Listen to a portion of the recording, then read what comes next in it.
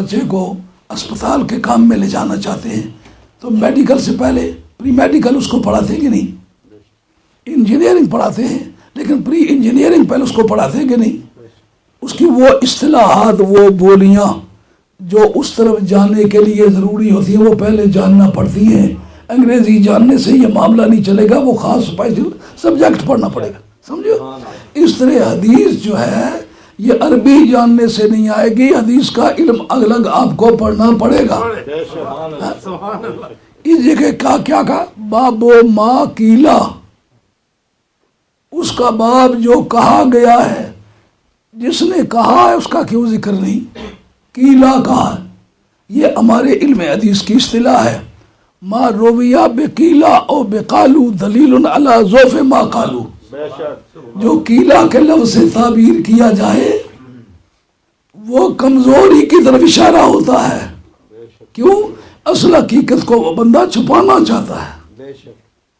آپ کے دوست نے ایک مثال کے طور پر بندہ مار دیا ہے، آپ کبھی نہیں کہیں گے میرے دوست زید نے بندہ مار دیا ہے، آپ اس کے دشمن نہیں ہیں، نام اس لیے نہیں لیں گے، اس کو پکڑ لیں گے کہ ایک بندہ مارا گیا، مارنے والے کا نام کیوں نہیں لیا؟ دراصل آپ کو اس سے ہمدردی ہے، بات کچی ہے، بندہ تو مارا گیا لیکن قاتل نہیں پکڑا جا رہا، قاتل کے نہ پکڑے جانے کی وجہ سے بات کچی ہے۔ یا ان کا ما قیلا جو کہا گیا ہے، بخاری نے باب بنتے وقت یہ بات واضح کر دی کہ میرے نزدیک یہ بات پکی ہوتی تو میں کہتا فلاں نے یہ کہا ہے، میں کہتا ما قیلا جو کہا گیا ہے بات کچی ہے اس لیے قیلا کہا ہے، بات پکی ہوتی تو کالا کہا۔ بات کیا کہی ہے؟ راوی، پہلا راوی جس کی امام بخاری سے ملاقات ہوئی، لیکن یہ 2 جلدوں کی کتاب ہے، کوئی 1200-1300 صفحے ہیں اس کتاب کے، 1200-1300 صفحے کی کتاب میں دعوے سے کہہ سکتا ہوں اس سلسلہ روایت کی بخاری کے پاس کوئی دوسری روایت نہیں ہے۔ شام جانا اور حدیث وہ مہیا کرنا جو صرف یزید کی وکالت کے سلسلے میں پیش ہو سکے، راوی سارے اس کے شامی ہوں، یہ ایسا جیسا بینوئی کی شہادت سالہ دے، سالے کی شہادت بینوئی کے حق میں قابل تسلیم نہیں ہوتی، یہ انٹرسٹڈ ایویڈنس ہے۔ ابھی میں اس پر ضابطہ پیش کروں گا علم حدیث کا، جو کہے گا کہ جس حدیث کی فضیلت یزید کو جاتی ہے، راوی اس کے اگر سارے شامی ہوں ایک بھی حدیث قابل قبول ہے۔ سمجھا کی بات؟ آئیے حدثنا، کتنے افسوس کی بات ہے کہ امام بخاری نے اس پورے ملک میں جا کر کے کوئی دوسری حدیث روایت نہیں کی، صرف ایک روایت کی ہے۔ کس دور کا آدمی ہے؟ بندہ 3ری صدی کا ہے، حکومت اس وقت کس کی ہے؟ عباسیوں کی ہے۔ عباسیوں کی حکومت میں یزید کی فضیلت کی ضرورت کیا پڑی تھی؟ بات اصل میں یہ تھی جو کام یزید نے کیا تھا مسلمان اس کو کافر کہتے تھے اور اس کو لعنت کہتے تھے، وہ کام عباسیوں نے 1,00,000 مرتبہ کیا تھا، اگر وہ 1 مرتبہ لعنتی تھا تو یہ 1,00,000 مرتبہ لعنتی تھے۔ اس وجہ سے ان کو ضرورت تھی پہلے اس کے کیس کو جسٹیفائی کیا جائے۔ اس کی کیا وجہ ہوگی؟ امام بخاری کا استاد ہے امام احمد حنبل، غوث الثقلین کا امام ہے، اس کی حدیث کو کینونائز نہ کیا جائے۔ 5 جلدوں کی کتاب ہے مسند امام احمد حنبل، استاد کی حیثیت زیادہ معتبر ہے۔ استاد 1,00,000 میں سے ایک آدمی ایسا نہیں ملے گا جو کہے اگر 1,00,000 بخاری ملایا جائے تو ایک امام احمد حنبل بنتا ہے۔ جب وہ آدمی معتبر ہے، اس آدمی نے درے کھائے کلمہ حق کہہ کے، امام بخاری اس زمانے میں بغداد میں موجود ہے، اس نے کیوں نہیں کہا میرا بھی یہی عقیدہ ہے؟ شیری سے گرچہ کو حکن بازی نہ لے سکا پر سر تو دے سکا، کس منہ سے کش کرتے ہو دعوی عشق سودا، تم سے تو یہ بھی نہ ہو سکا۔ سمجھ میں آئی یہ بات؟ کاش میرا گلا ٹھیک ہوتا، لیکن بہرحال جیسی بھی حالت میں ہوں بات آپ کی سمجھ میں آ رہی ہے۔ ہاں جی، افسوس کے قابل بات ہے کہ نہیں؟ بندہ بخارے کا رہنے والا ہے اور عباسیہ کے بڑا قریب ہے، اس آدمی سے کیا ہمدردی تھی ان کی؟ انہوں نے اس کی حدیث کو کینونائز کیوں کیا ہے؟ شاگردہ یہ امام احمد حنبل کا حنبلی کیوں نہیں؟ سمجھ میں آ رہی ہے بات کہ نہیں؟ آپ اگر میرے شاگرد ہیں، قادری لکھے، اس وقت آپ اور کوئی ساتھ لگاتے ہیں تو وجہ معلوم کرنی پڑے گی کیا قصہ ہے. جو پہلا ڈاکٹر علم حدیث کا اس کا نام ہے شافعی، دوسرے ڈاکٹر کا نام ہے امام احمد بن حنبل. بندہ وہ سچا اتنا ہے دروں کے نیچے جان دے دی لیکن اپنی لکیر سے پیچھے نہ ہٹا. سنت حسین پر اگر عمل کیا ہے ائمہ میں سے تو وہ صرف امام احمد حنبل نے کیا ہے. وہ پہلا آدمی امت میں جس نے یزید کا نام لے کے لعنت بھیجی ہے. اور اس کے پیروکاروں میں سے بڑا نامی آدمی ہے ابن جوزی. اس آدمی نے کتاب لکھی ہے رد المتعصب العنید المانع عن ظلم یزید، یعنی یزید کو کافر بھی کہا، لعنت بھی بھیجی. کہا اس پر بھی لعنت بھیجتا ہوں جو اس کو لعنت بھیجنے سے روکتا ہے. اگر تم اس کے شاگرد تھے، امام نسائی اس کا شاگرد ہے، امام مسلم اس کا شاگرد ہے، یہ باقی جتنے امام ترمذی ہیں یہ بھی شاگرد ہیں، آگے جو ان کے شاگرد ہیں وہ بھی تو امام احمد حنبل کے شاگرد ہیں. کیا وجہ حنبلی کیوں نہیں بنے؟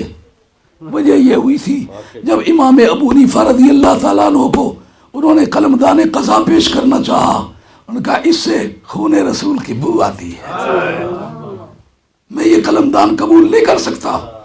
میں وہ آدمی ہوں جس کا باپ حضرت مولا مرتضی شیر خدا کے وضو کا لوٹا بھرا کرتا تھا. میرے باپ کے کندھے پر ہاتھ رکھ کے مولا مرتضی نے دعا فرمائی تھی فدعا لہ بالبرکت وفی ذریتہ، جا تیرا بھی بیڑا پار، تیری اولاد کا بھی بیڑا پار. میں خاندان نبوت سے دھوکہ نہیں کر سکتا. قاضی قضات کی پوسٹ ہے، پشت پاس سے کہا کا اوسرا سربدے ازکف مدے ناموسرا، ٹھوکر مار کے پرے کر دی. انجام کیا ہوا؟ وہ پہلے انفی تھے، سارے جتنے بھی عباسی تھے انفی تھے، ان کی ضد کی وجہ سے انفی چھوڑ کر کے شافعی ہو گئے. اس کو شذرات وزاب نے لکھا ہے، سارے شافعی ہو گئے. اب جناب اپنی کتابوں کو مقبول بنانے کے لیے جیسا آج کل نہیں دیکھتے ہو کہ جو بھی مولانا آتا ہے کبھی مارشل لاگ والوں کے نیچے گھس جاتا ہے، کبھی ڈکٹیٹرشپ کے نیچے گھس جاتا ہے، صرف قاضی صاحب کہلانے کے لیے، جج صاحب کہلانے کے لیے. یہ ججیاں لعنت کے توق ہوں گی قیامت کے میدان میں. جمہوریت کے ڈنڈورے پیٹتے ہو اور ظالموں کے ہاتھ مضبوط کرتے ہو. جن کو روکنے کی تمہاری ڈیوٹی تھی ان کے اعلی کار بنے ہو. پچھلے لکھتے پھرتے جی چیف جسٹس ہے، قیامت کا میدان آئے گا تو پھر نبی کریم علیہ السلام پوچھے گئے جن کو روکنے کی تیری ڈیوٹی تھی، روکنے کی بجائے ان کا ملازم ہو گیا. آئی بات سمجھے؟ ان کے شافعی ہونے کی وجہ بھی یہ ہے. پھر ان کے استادوں کی کتابیں نہیں لگائی گئی. آپ نے بخاری پڑھی بھی ہے، پڑھائی بھی ہے. مصنف عبد الرزاق کی کتنی حدیثیں ہیں؟ پورا ہے بخاری مصنف عبد الرزاق سے. اس کی کیا وجہ؟ جس سے یہ حدیثیں لیتا ہے وہ کمزور ہے اور یہ معتبر ہے. باپ چودھری نہیں ہے، بیٹا چودھری ہے. سمجھ میں آتی ہے بات؟ مسند امام احمد حنبل کی کتنی حدیثیں اس کتاب کے اندر ہیں، وہ کیوں معتبر نہیں ہے اور یہ معتبر ہے؟ مصنف ابن شیبہ کی کتنی حدیثیں ہیں، وہ معتبر نہیں ہے تو یہ معتبر ہے. خاندانی طور پر پیدا ہوا بخارے میں، ادرا کے پڑھا ہے، تکمیل علم امام احمد حنبل سے کی ہے. اب جناب سنیے کہ ایک آدمی ہزاروں میل کا سفر کر کے جاتا ہے، ایک حدیث لے کے واپس آ جاتا ہے، اور اس سلسلہ اسناد کی کوئی حدیث کسی دوسرے شامی سے بھی نہیں مل سکی. روایت کیا ہے؟ حدثنا اسحاق بن یزید دمشقی، اسحاق بن یزید دمشقی نے مجھ سے بیان کیا. وہ کہتے ہیں حدثنا یحییٰ بن حمزہ، یحییٰ بن حمزہ نے بیان، یہ بھی شامی ہے. قال حدثنی ثور بن یزید، یہ بھی شامی ہے. ان خالد بن معدان، یہ بھی شامی ہے. ان عمیر بن الاسود، عمیر بن الاسود سے انہوں نے روایت کیا، یہ بھی شامی ہے. یعنی ون ٹو آل، سارے کے سارے شامی ہیں. ابھی میں اس کو جو آپ کا جو ہے حدیث کا جورسپروڈنس، اس کی کتابیں نکال کے آپ کے سامنے رکھوں گا کہ شام کا رہنے والا مدینہ شریف والوں کی روایت کے خلاف روایت کرے، قابل قبول ہے؟ نہیں. ابھی پیش کرتا ہوں. پہلی بات کہ روایت کیا کی؟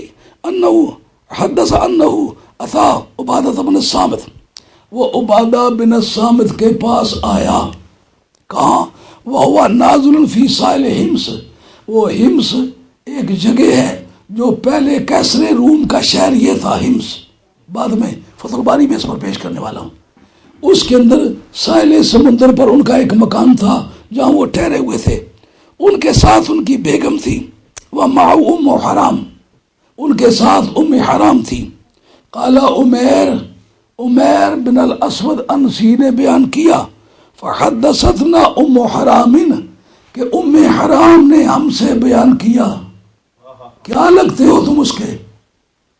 غیر محرم ہو، پردے کی آیت سرکار پر نازل ہوئی ہے، تم یزید کے دور کے آدمی ہو، تم بتاؤ کیا لگتے ہو اس کے؟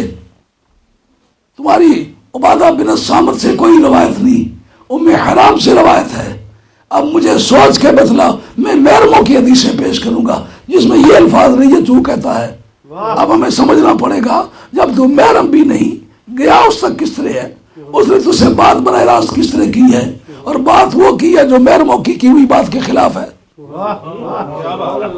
میں ام حرام صاحبہ کے سگے بھانجے کی روایت پیش کروں گا، سرکار کی ازواج کی روایتیں پیش کروں گا، عبداللہ ابن عباس کی روایتیں پیش کروں گا، سارے مدنیوں کی روایتیں ہوں گی، سب اس کے خلاف ہوں گی.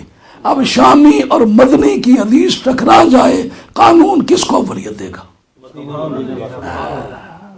سنیے کیا بات کیا بیان کی. کیا فحدثتنا ام حرام، ام حرام نے ہم سے بیان کیا. اتنا نیک آدمی ہے تو کہ کسی کی بیوی جو تیری غیر محرم ہے اس کے پاس گھس کس طرح گیا ہے، وہ اپنے محل میں ٹھہرا ہوا ہے. اب ظاہر ہے کہ ہتھیلی پر تو بیوی رکھی ہوئی نہیں ہے، وہ نبی پاک علیہ الصلوۃ والسلام کی رضائی خالہ ہے، پردے کی پابند ہے، حضرت انس بن مالک کی سگی خالہ ہے، ام سلیم کی چھوٹی بہن ہے، اور حضرت عبادہ بن الصامت کی بیوی ہے جو بڑا غیور دلیر بہادر آدمی ہے. اس سے تیری بات ہوئی ہے. وہ کہتے ہیں کہ اس نے مجھ سے بیان کیا کہ انہا سمعت النبی صلی اللہ علیہ وسلم، کہ اس نے نبی پاک علیہ الصلوۃ والسلام سے ایک بات سنی. وہ کیا؟ یقول سرکار کہہ رہے تھے، اول جیش من امتی، میرے امت کا سب سے پہلا لشکر، کہ یغزون البحر، جو سمندری جنگ لڑے گا، قد اوجبو، انہوں نے واجب کر لیا ہے. کیا واجب کر لیا ہے؟ یہ کہتے ہیں جنت واجب کر لی، لیکن جنت ان کی اپنی سوچ ہے. محبت واجب کر لی ہے، اجر واجب کر لیا ہے، اس کے وجوب کے زمرے میں کئی چیز آتی ہے، لیکن یہ بات انہوں نے بیان کی کہ میری امت کا پہلا لشکر جو سمندری جنگ لڑے گا انہوں نے واجب کر لیا ہے. آگے قالت ام حرام نے کہا، قلت تو یا رسول اللہ انا فیہم، یا رسول اللہ مجھے آپ بتلائیں کہ وہ جو پہلا سمندری بیڑا ہوگا جو جنگ کے لیے سمندری علاقے میں جائے گا، میں بھی ان میں ہوں. جب یہ یزید کی باتیں کرتے ہو، سرکار کے علم غیب کی بات کیوں نہیں کرتے ہو؟ یہ کون پوچھتا ہے جس کا یہ عقیدہ ہو نبی غیب جانتا ہے، کل کیا ہونے والا ہے، میں کہاں مروں گی، کب میری موت ہے. سرکار کو اگر غیب کا علم نہ ہوتا، سرکار کہتے مجھے کیا پتا کہ تو ان میں ہے کہ نہیں. جس وقت یہ انہوں نے کہا یا رسول اللہ مجھے یہ بتا، انا فیہم،